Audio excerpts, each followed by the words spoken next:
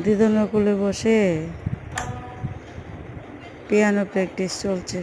যে কোনো বিয়ে বাড়িতেই আমার জানছি এখন পিয়ানো বাজাতে পারবে। মাত্র 4 মাস চলছে, এর মধ্যেই সব কিছু শিখে নিচ্ছে।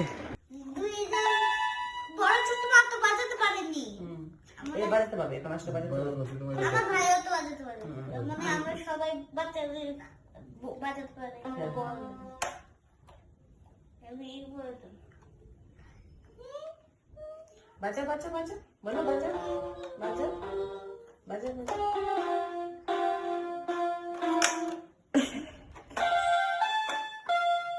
আমি আর টানছি